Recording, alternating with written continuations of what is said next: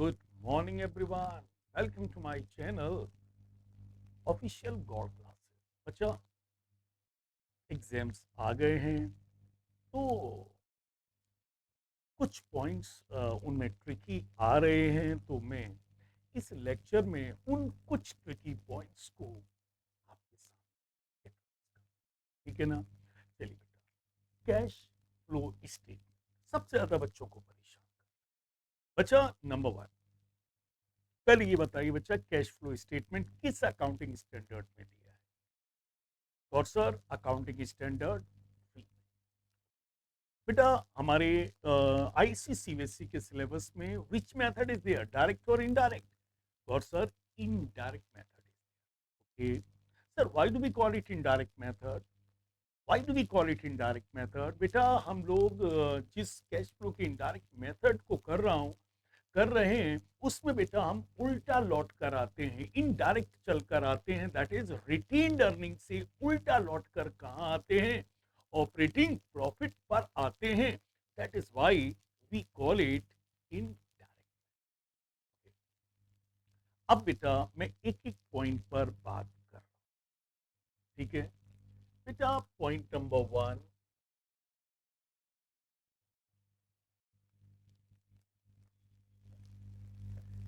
बेटा यदि आपको रेंट, इंटरेस्ट और डिविडेंड रिसीव्ड हो,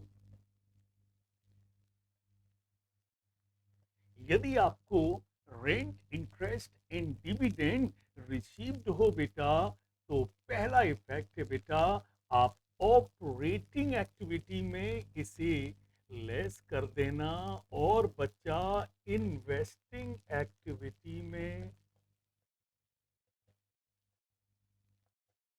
इसको ऐड कर देना। तो बेटा कभी भी आपको रेंट, इंटरेस्ट, डिविडेंड रिसीव्ड हो, तो बेटा आप ऑपरेटिंग एक्टिविटी में से लेस कर देना और इन्वेस्टिंग एक्टिविटी में ऐड कर देना। बच्चा पॉइंट नंबर टू, यदि रेंट, यदि रेंट किसको मिला है? प्रॉपर्टी डीलर को मिला है। तो और या इंटरेस्ट या डिविडेंड किसी ऐसे पर्सन को मिला है जो फाइनेंशियल इंस्ट्रूमेंट्स में डील करता है।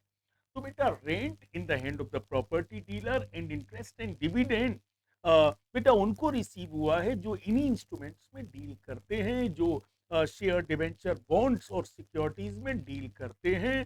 तो बेटा इसका कोई भी इफेक्ट आपको नहीं करना है, बिकॉज हम लोग बेटा ऑपरेटिंग एक्टिविटी में लेस क्यों करते हैं? क्योंकि बेटा रेंट, इंटरेस्ट, डिविडेंड मिलना ऑपरेटिंग एक्टिविटी नहीं होता है।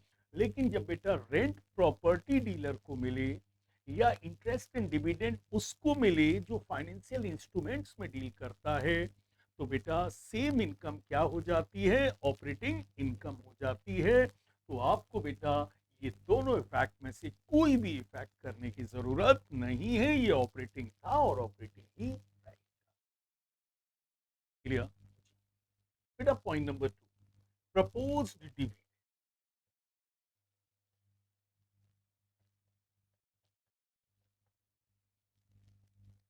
Proposed dividend of last year, of last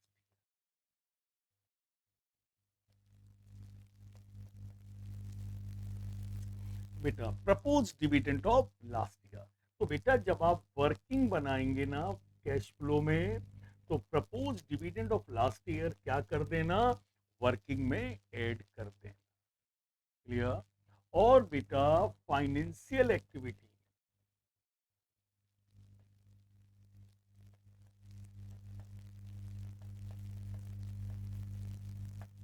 financial activity में क्या करना? बेटा propose dividend of last year में से अनक्लेम्ड या अनपेड डिविडेंड क्या कर देना? लेस करना। और तब इसको क्या करना? फाइनेंशियल एक्टिविटी में क्या करना? माइनस। तो बेटा कभी भी propose dividend of last year हो, बेटा पहला इफेक्ट होगा propose dividend of last year. बेटा वर्किंग में जो ऑपरेटिंग एक्टिविटी, बेटा net operating profit before working capital changes के लिए जो हम वर्किंग बनाते हैं उसमें बेटा इसको क्या करना, ऐड। लेकिन फाइनेंशियल एक्टिविटी में जब आप इसे लेस करना तो कितना लेस करना, प्रपोज डिविडेंड में से क्या माइनस कर देना, कोई भी अनक्लेम्ड डिविडेंड या अनपेड डिविडेंड कहां दिया हो, अदर करेंट लाइबिलिटी में दिया हो तो माइनस करके दिखाना। तो फॉर एग्जांपल माना प्रपोज डिविडेंड 1 लाख रुपए है, तो बेटा 1 लाख रुपए वर्किंग में क्या कर देना, ऐड कर देना। लेकिन अदर करंट लाइबिलिटी में लिखा है कि 10,000 डिविडेंड अनपेड है, अनक्लेम्ड है। तो यहां पर 1 लाख में से अनपेड 10,000 माइनस करके फाइनेंशियल एक्टिविटी में कितना लेस करना, दैट इज 90,000। ठीक है बेटा, take the screenshot of the problem.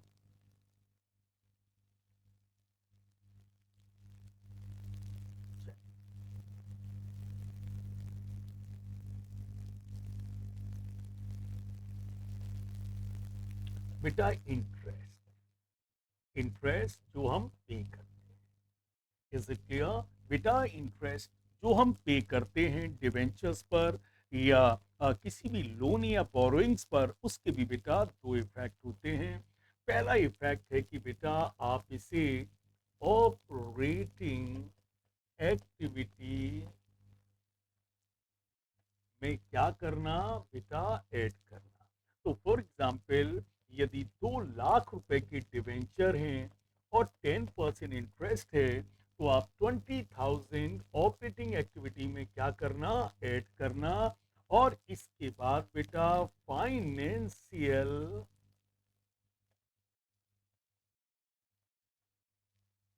Activity में से क्या करना, इसे लेस करना। हाँ बेटा, यदि कोई अरियर इंटरेस्ट हो, अनपेड इंटरेस्ट हो, इज इट क्लियर, अक्रू या ड्यू इंटरेस्ट हो, मतलब कोई इंटरेस्ट ऐसा है जो आपने पे नहीं किया है, तो बेटा फाइनेंशियल एक्टिविटी में 20,000 में से कोई अनपेड इंटरेस्ट हो उसे क्या कर देना, माइनस तब दिखाना।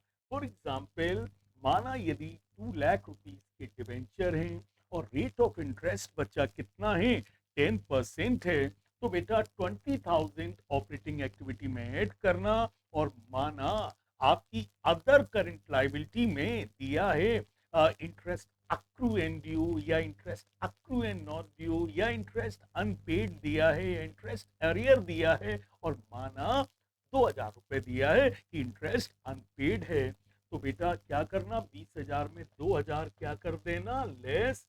और कितना दिखाना यहाँ पर, 18,000। तो याद रखना बेटा जितना डिविडेंड प्रपोज होता है वो बेटा वर्किंग में ऐड होता है, और जितना आप अनक्लेम्ड डिविडेंड को डिडक्ट करने के बाद फाइनली पे करते हैं उतना बेटा फाइनेंशियल एक्टिविटी में लेस होता है। ऐसे ही इंटरेस्ट पेड, जितना आप इंटरेस्ट ड्यू करते हैं, कैलकुलेट करते हैं, वो ऑपरेटिंग एक्टिविटी में क्या होता है, add.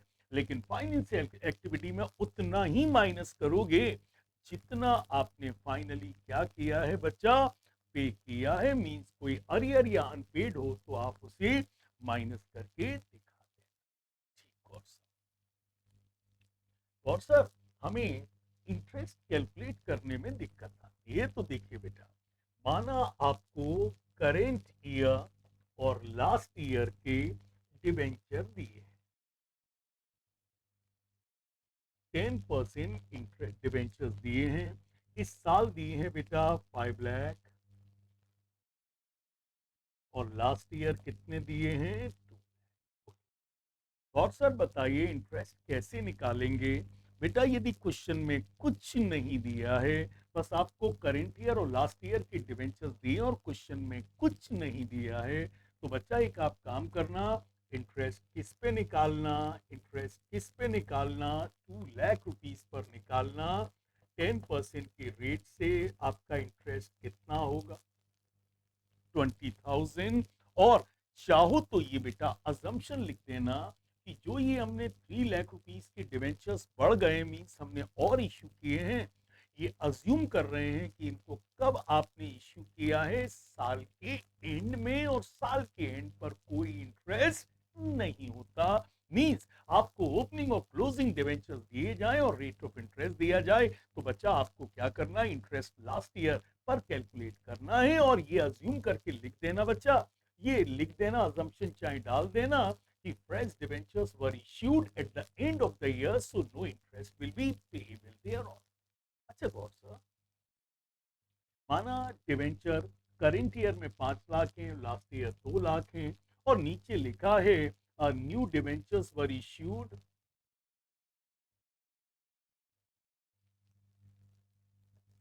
New debentures were issued on 1 अक्टूबर।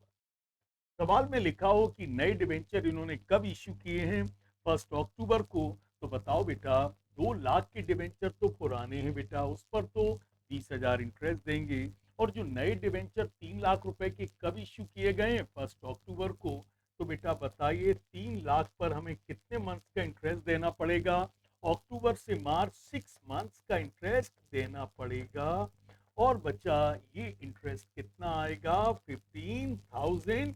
तो आपको कितना इंटरेस्ट दिखाना पड़ेगा, दैट इज 35,000, दैट इज 35,000। बोलो बेटा, तो यदि लास्ट ईयर और करंट ईयर के डिवेंचर्स या लोन या बोरिंग दिए, तो बच्चा एक काम करना, आप लास्ट ईयर पर इंटरेस्ट कैलकुलेट करना और अजम्पशन डाल देना कि जो नए डिवेंचर्स इश्यू हुए हैं वो साल के एंड में हुए हैं और उन पर कोई इंटरेस्ट पेबल नहीं होगा। बट यदि आपको स्पेसिफाई करके नीचे दे दिया जाए कि new debentures were issued on 1 अक्टूबर, तो बेटा पुराने डिवेंचर्स पर तो पूरे साल का 20,000 इंटरेस्ट देना, और जो 3 लाख रुपीस के नए डिवेंचर आपने 1 अक्टूबर को इश्यू किए हैं, तो अक्टूबर से इन पर 6 मंथ्स का इंटरेस्ट दे देना 35,000, और बेटा 35,000 रुपीस के दो इफेक्ट होंगे, एक तो ऑपरेटिंग एक्टिविटी में ऐड और एक फाइनेंशियल एक्टिविटी में माइनस। क्लियर? हटा दूं बेटा?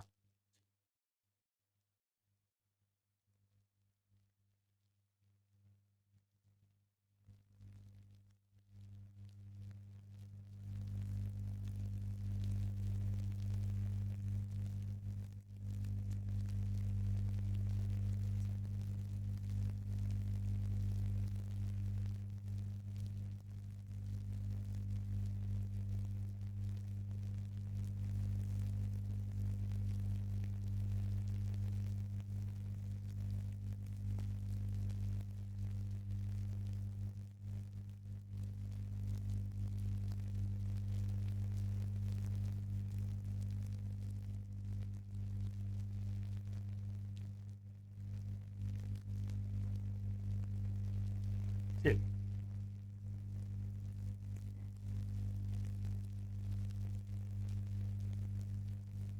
गौर सर, गौर सर, बेटा अगला है रिजर्व। रिजर्व बेटा जनरल रिजर्व, माना जनरल रिजर्व बेटा करेंट ईयर में 1 लाख दिया है, और बेटा लास्ट ईयर में 50,000 दिया है, तो आप बेटा क्या करेंगे, बेटा जो 50,000 आपने रिजर्व और क्रिएट किया है ना बच्चा, उसको आप क्या कर देंगे, वर्किंग में क्या कर देंगे, ऐड कर देंगे। Is it clear? वर्किंग में आप क्या कर देंगे, ऐड कर देंगे। तो आप वर्किंग में क्या क्या ऐड करते थे, याद करिए, profit during the year plus propose dividend of current year, interim dividend and reserve created. तो आप 50,000 रुपए रिजर्व क्रिएटेड करके आप वर्किंग में क्या कर देंगे, ऐड कर देंगे। ओके। अच्छा गॉड सर, माना जनरल रिजर्व दिया है, 1 लाख रुपए जनरल रिजर्व दिया है, और बेटा 50,000 और रिजर्व दिया है, और गौर सर सवाल में ये लिखा है कि डिवेंचर्स को, डिवेंचर से, is it clear, debentures loss दिया हुआ है बेटा 20,000 रुपए, जो इन्होंने किससे कवर कर लिया है, जनरल रिजर्व से। तो बताइए बेटा करंट ईयर के डिवेंचर्स जनरल रिजर्व कितना है बेटा, 1 लाख और लास्ट ईयर का कितना है 50,000। और बेटा डिवेंचर से लॉस हुआ है या यूं कहिए डिवेंचर्स को डिस्काउंट पर इशू किया और कोई नुकसान हो गया, क्या हो गया, नुकसान हो गया, या कोई भी नुकसान हो गया और आपने उस नुकसान को किससे कवर कर लिया, जनरल रिजर्व से। तो बताओ बेटा लास्ट ईयर जनरल रिजर्व कितना था, गॉड सर 50,000। कितना जनरल रिजर्व आपने जनरल रिजर्व से लॉस कवर कर लिया, 20,000 कवर कर लिया। तो बताओ बेटा लास्ट ईयर जनरल रिजर्व 50,000 का था, 20,000 का नुकसान कवर कर लिया। तो बताओ बेटा जनरल रिजर्व कितना होना चाहिए था, 30,000, लेकिन बेटा है कितना, 1 लाख। तो बताओ बेटा आपने कितना जनरल रिजर्व क्रिएट किया है, कितना जनरल रिजर्व क्रिएट किया है, 70,000। और बेटा ये 70,000 रिजर्व क्रिएट करके आप वर्किंग में क्या कर देंगे, ऐड कर देंगे। तो बेटा याद रखना, इज इट क्लियर, कभी कभी ये होता है रिजर्व दे दिए जाते हैं करंट ईयर प्रीवियस ईयर के और कोई नुकसान रिजर्व से कवर करवाया जाता है। तो बेटा पहले आप पुराने रिजर्व से नुकसान कवर करके देखो पोजीशन क्या होनी चाहिए थी, और अब पोजीशन है क्या, तो 30,000 से 1 lakh rupees, is it clear, 70,000 reserve created, आप वर्किंग में क्या करेंगे, ओके। बेटा यदि आपको एग्जाम में कैपिटल रिजर्व दिया है, क्या दिया है, कैपिटल रिजर्व दिया है, इज इट क्लियर। तो बच्चा याद रखना कैपिटल रिजर्व किससे बनता है बेटा, कैपिटल प्रॉफिट से बनता है, ना कि प्रॉफिट एंड लॉस से बनता है।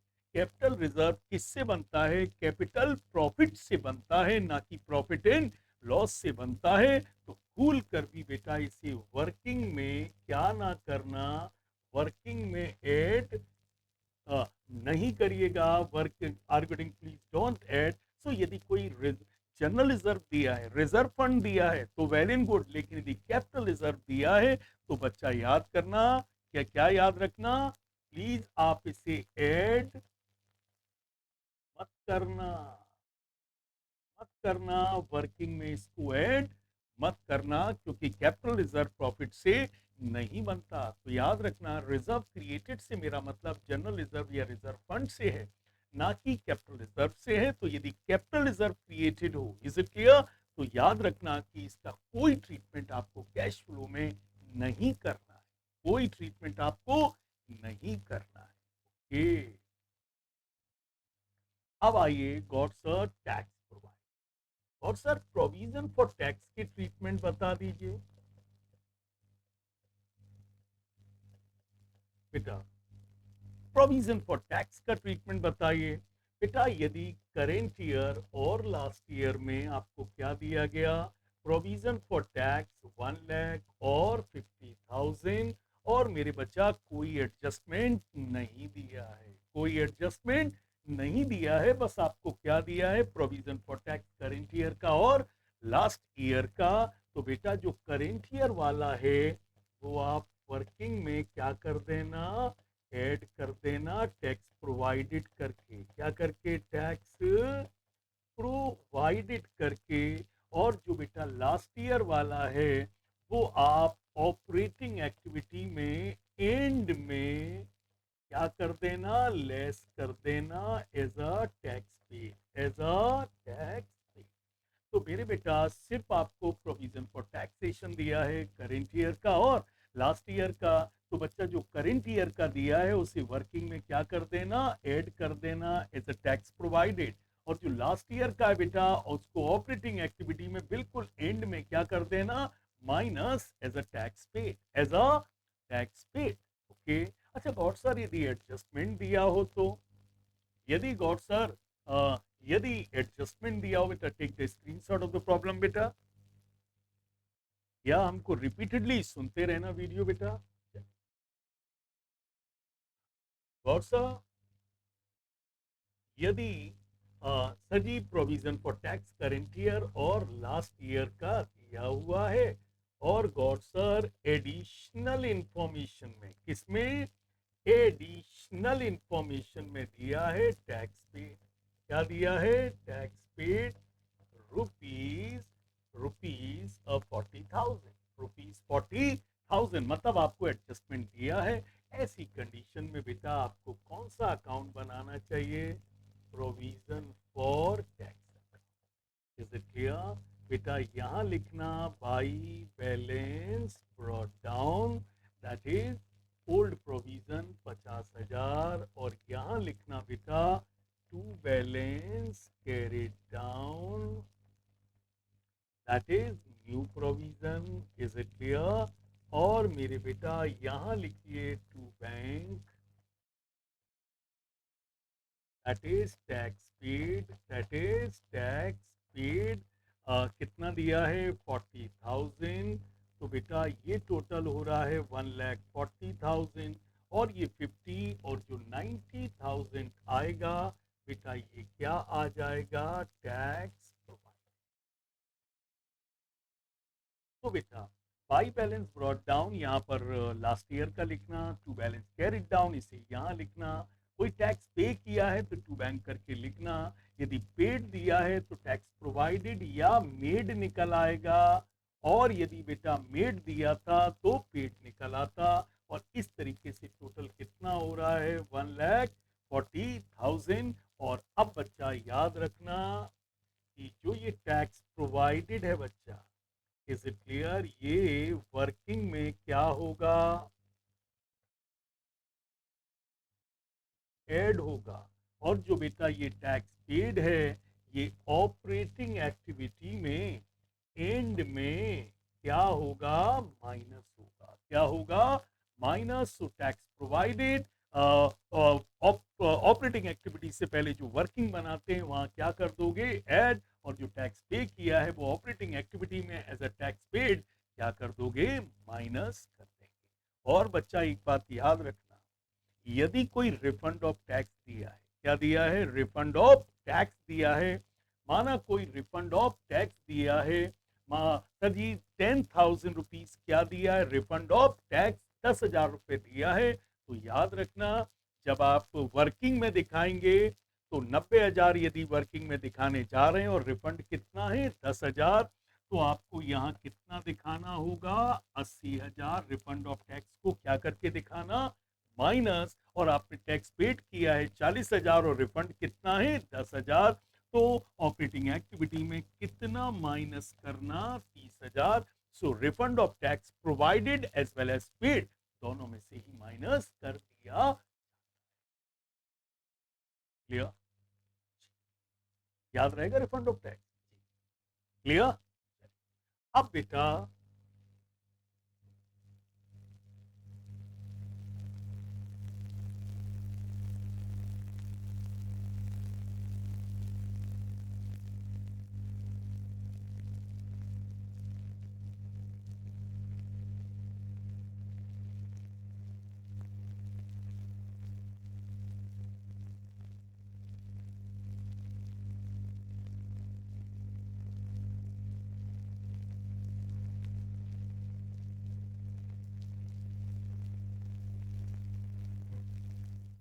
अब आइए बेटा एक्स्ट्रा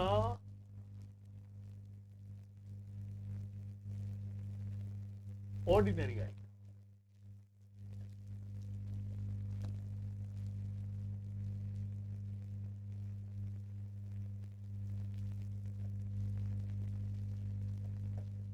कौन सा आइटम? Extra ordinary item. चलिए, माना बेटा machine lost by fire,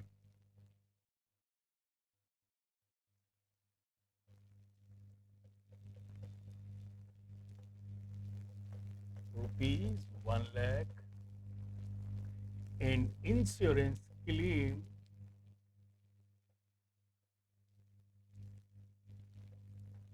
received rupees 30। और sir machine lost by fire ₹1 lakh and insurance claim received ₹30,000। और सर इसके क्या इफेक्ट होंगे? बेटा आप जानते हैं हर चीज के कितने इफेक्ट होते हैं। तो बेटा पहला effect machine lost by fire, बेटा जब आप वर्किंग करोगे, इज इट क्लियर, तो बेटा प्रॉफिट ड्यूरिंग द ईयर में is it clear? Machine lost by fire को as an extraordinary item आप क्या कर दोगे? मशीनरी लॉस्ट बाय फायर ₹1,00,000 क्या कर दोगे? ऐड कर दोगे। और बेटा जो आपको इंश्योरेंस कंपनी से क्लेम मिला है, ये एक्स्ट्रा ऑर्डिनरी इनकम है, इसे क्या कर दोगे?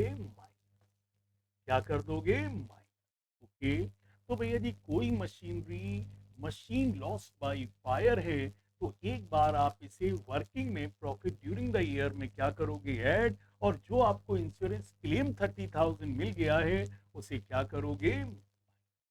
अब बेटा जब आप इन्वेस्टिंग एक्टिविटी, अब बताइए जो मशीन लॉस्ट बाई फायर है, जब आप मशीन अकाउंट बनाओगे, क्या बनाओगे? Machine account.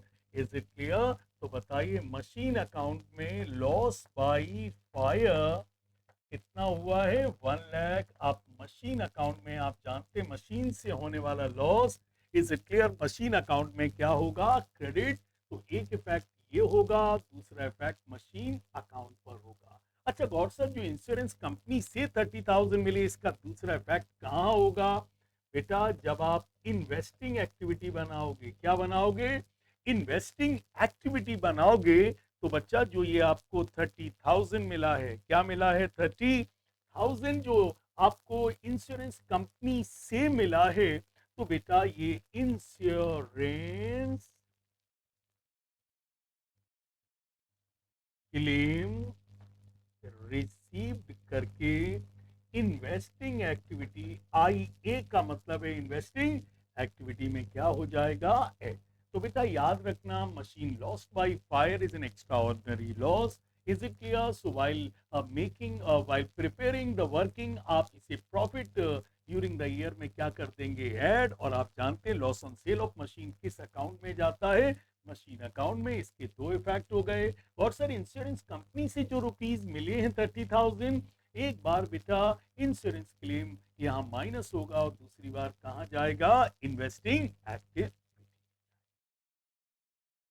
बोलो बेटा, take the screenshot of the problem बेटा।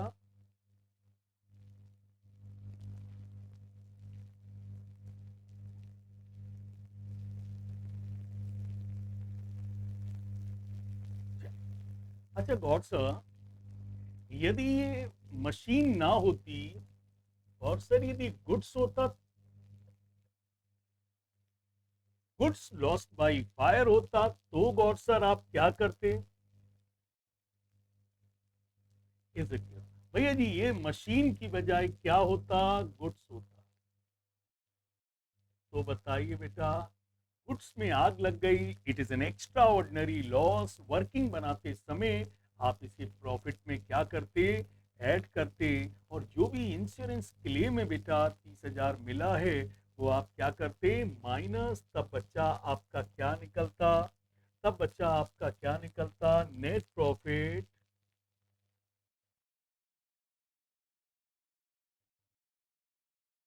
Before taxation and extra ordinary item. तो गौर साहब 1,00,000 आपने ऐड कर दिया, 30,000 माइनस कर दिया। अच्छा गौर सर, इसका दूसरा इफेक्ट क्या होता? बच्चा जब आप ऑपरेटिंग एक्टिविटी निकालते, इज इट क्लियर? क्या निकालते? ऑपरेटिंग एक्टिविटी, तो सबसे पहले क्या निकलता? नेट ऑपरेटिंग प्रॉफिट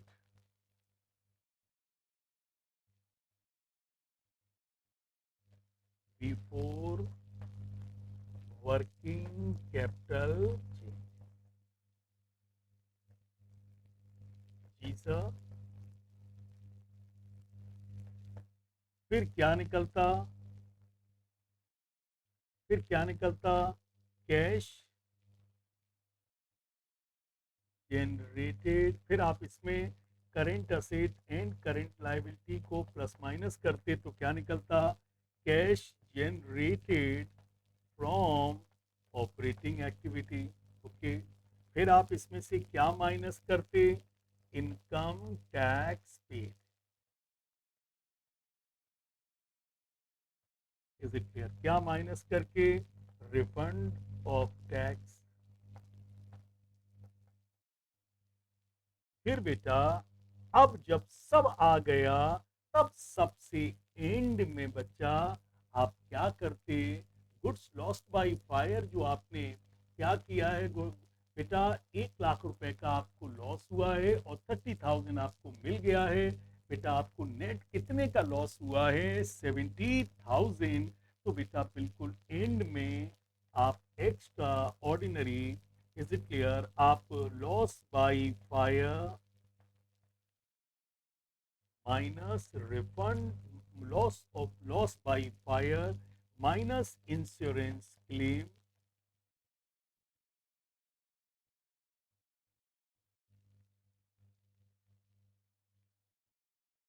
जो 70,000 है बेटा, उसको नीचे क्या कर दोगे? ऐड कर, क्या कर दोगे? ऐड कर, सॉरी माइनस कर। तो बताओ बेटा, यदि मशीन में नहीं, किसमें आग लगी है? गुड्स में। तो पहला इफेक्ट तो यहाँ होगा, goods lost by fire 1 lakh, loss है तो ऐड कर दिया, इंश्योरेंस कंपनी से 30,000 मिल गया, इनकम है माइनस कर दी। तो पहला इफेक्ट। अब बताइए नेट आपको कितना लॉस हुआ है? गौर सर 1 लाख में 30,000 मिल गया है, 70,000। तो बच्चा याद रखना, जब आप बिल्कुल आप अपनी ऑपरेटिंग एक्टिविटी को क्लोज कर रहे हैं, आप इनकम टैक्स भी पे कर चुके, यूजली सवाल इनकम इनकम टैक्स पेड पर क्लोज हो जाता है। क्या हो जाता है? क्लोज हो जाता है। बट बच्चा याद रखना, यहां पर क्लोज मत करिएगा, एंड में is it clear, insurance paid के बाद भी एक आइटम आपको और लेस करना है, और वो क्या है? Loss by fire minus insurance claim 70,000। तब आपका आएगा नेट कैश जनरेटेड फ्रॉम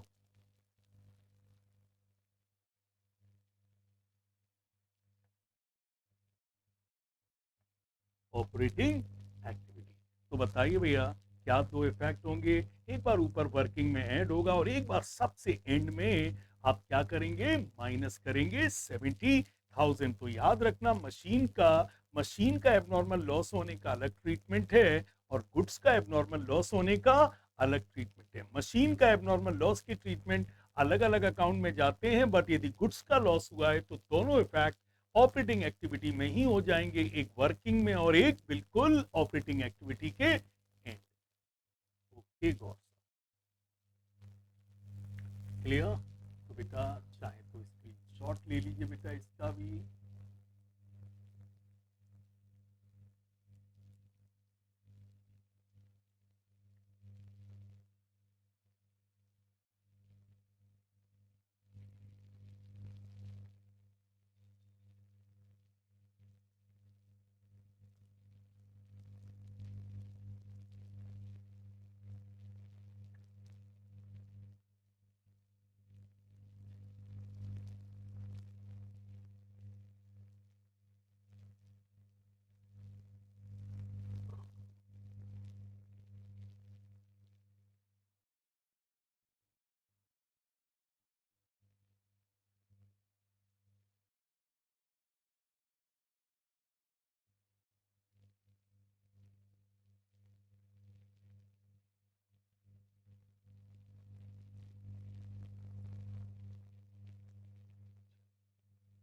आइए बेटा, एक और पॉइंट है जो आपको दिक्कत में डाल सकता है, वो है बेटा ट्रेड रिसीव।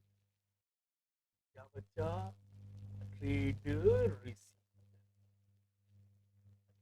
बेटा माना करेंट ईयर का 2 लाख दिया है, और लास्ट ईयर का कितना दिया है? 1 लाख दिया है, और उसी के नीचे बेटा दिया है provision for doubtful.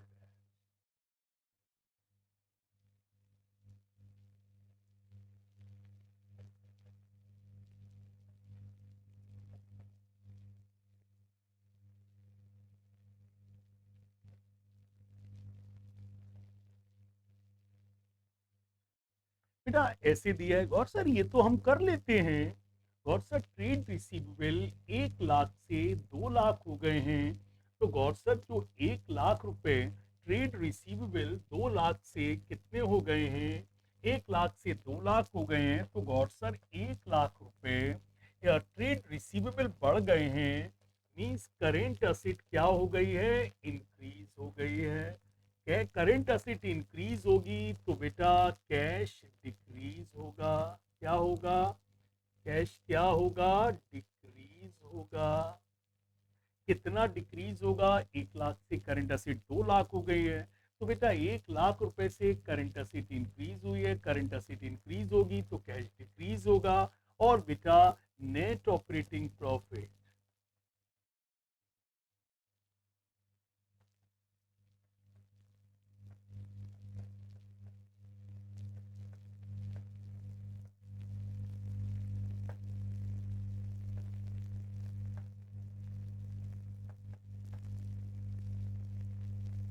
Net operating profit before working capital changes में, और सर हम इसे क्या कर देंगे, पैसे जा रहे हैं तो हम इसे क्या कर देंगे।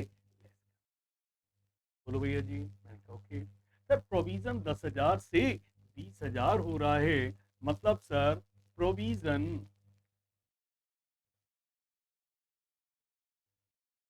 प्रोविजन सर जी हमने कितना और बनाया है, 10,000 से 20,000 हो गया है, तो 10,000 हमने प्रोविजन क्रिएट किया है, प्रोविजन क्रिएट किया है।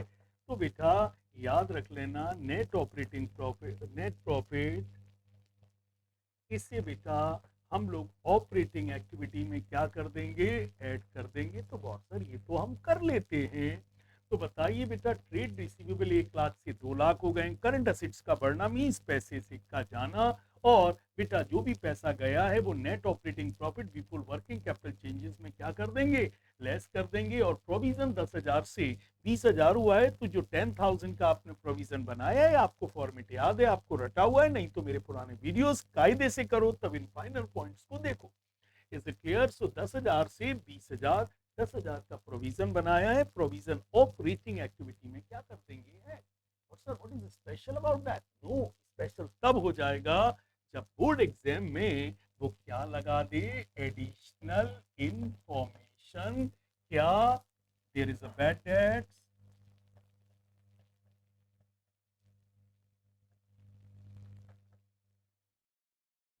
ऑफ ₹20,000। Is it clear. आपको वो आगे ऐड कर दे कि कितने रुपए का बेड डेट्स हुआ है, 20,000। अब बच्चे का पसीना छूट जाएगा। तो वो यदि इससे ट्रेड रिसीवेबल और प्रोविजन दिया, there is no problem for any child. But यदि आपको ट्रेड रिसीवेबल भी दिया है, प्रोविजन फॉर डाउटफुल डेट्स दिया और एडिशनल इंफॉर्मेशन मतलब एडजस्टमेंट में क्या दिया, there is a bad debts of ₹20,000। अब क्या करेंगे बेटा, हर एडजस्टमेंट्स के कितने फैक्ट होते हैं बेटा, हर एडजस्टमेंट्स के कितने फैक्ट होते हैं बेटा, 2।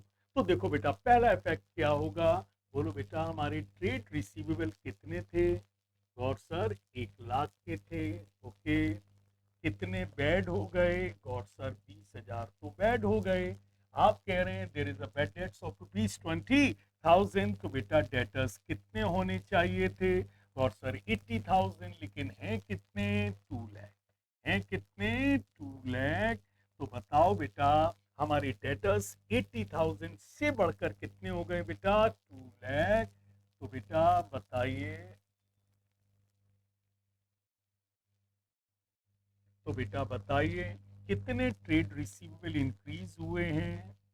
और सर 1,20,000 ट्रेड रिसीवेबल क्या हुए हैं, इंक्रीज हुए हैं। ट्रेड रिसीवेबल इंक्रीज हुए हैं तो करंट असेट इंक्रीज हुई है, करंट असेट इंक्रीज हुई है तो कैश डिक्रीज होगा, और कैश डिक्रीज होगा तो net operating profit before working capital changes में आप कितना लेस करेंगे, 1,20,000 के।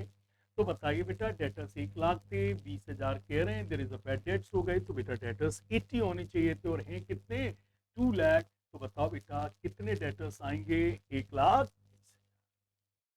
ओके, और बताइए। और सर सेकंड इफेक्ट इज, बताइए प्रोविजन कितना था, गौर सर 10,000। बताइए गौर प्रोविजन कितना था, गौर सर प्रोविजन था 10,000। प्रोविजन कितना था, गौर सर 10,000। ये चलिए थोड़ा फिगर चेंज, चलो ठीक है। बताइए बेटा हमारे पास पुराना प्रोविजन कितना था, 10,000। कितना बेड डेट्स हो गया गॉड सर 20,000। तो बताइए प्रोविजन में से हमने 20,000 का नुकसान कवर कर लिया, तो हमारा पुराना प्रोविजन कितना बचना चाहिए था गॉड सर? -10,000, -10,000। बताइए हमारा प्रोविजन कितना था? 1,00,000। कितना आपने बेड डेट्स का नुकसान इससे कवर कर लिया? 20,000। तो ये कितना बचना चाहिए था? -10,000। लेकिन है कितना? 20,000। कितना? 20,000। मतलब है कितना? +20,000। तो बताओ प्रोविजन 10,000 का प्रोविजन था, 20,000 का नुकसान कवर कर लिया। Is it clear? तो ये तो -10,000 होना चाहिए था, बट हमें क्लोजिंग दिया कितना है? 20,000 दिया है। बताइए तो कितना नया प्रोविजन क्रिएट किया गया है? 30,000। कितना किया गया? -10,000 और +20,000 का डिफरेंस कितना है? 30,000। तो बताओ बेटा हम कितना प्रोविजन क्रिएटेड करके ऑपरेटिंग एक्टिविटी में ऐड करेंगे? बेटा 10,000 नहीं, कितना ऐड करेंगे? 30,000। या आप यूं बना के देख लीजिए, प्रोविजन फॉर बैड डेट्स। बताइए बाई बैलेंस ब्रॉट डाउन कितना प्रोविजन था गॉड sir? 10,000। To balance carried down कितना प्रोविजन एंड में है? सर जी लास्ट ईयर था 10,000, अब है 20,000। बेटा लास्ट ईयर को बाई बैलेंस ब्रॉट डाउन कहते हैं और करंट ईयर को टू बैलेंस कैरिड डाउन कहते हैं। ओके बेटा to bad debts, to bad debts. बताइए मेरे बेटा कितना बैड डेट्स हो गया? 20,000। तो बताओ बेटा 10,000 प्रोविजन था, 20,000 नुकसान कवर कर लिया, फिर भी 20 है। ये टोटल 40 हो रहा है, ये 10 हो रहा है। तो बताओ कितना प्रोविजन आपने बनाया है? कितना प्रोविजन आपने मेड किया है, बनाया है? 30,000। और जितना प्रोविजन बनाया जाता है बेटा, यही ऑपरेटिंग एक्टिविटी में क्या होगा बेटा? 30,000 provision, provision for bad dates created करके क्या होगा? ऐड होगा। क्या होगा? ऐड। क्लियर? बोलो मेरे बेटा। ठीक है? तो बच्चा इस वीडियो में मैंने आपको कुछ फाइनर पॉइंट्स को कवर किया। अभी कुछ और फाइनर पॉइंट्स है बेटा, इज इट क्लियर, जिनको मैं अगले वीडियो में एड्रेस करूंगा। बिकॉज आजकल जो पेपर आ रहा है, आपने कुछ पेपर्स अभी रिसेंट में देखे हैं, पेपर में कुछ ट्रिकी बातें हैं। Is it clear? वो आप एक दिन में पढ़ के नहीं, आपको यू नीड टू प्रैक्टिस। जो ट्रिकी बातें आ रही हैं उनको मैं पूरा इस वीडियोस में, इन वीडियोस में कवर करने जा रहा हूं। एंड मेरा एक वीडियो पूरा किस पर बना हुआ है? प्लांट अकाउंट पर बना है, जिसमें मैंने 3 सिचुएशन डाली हुई है। आपको देख लीजिए, उसमें छोटा सा 20 मिनट का वीडियो है, तो आपको बहुत पक्का। तो बेटा thank you very much. That's for today. That's for today. Rely on us because we rely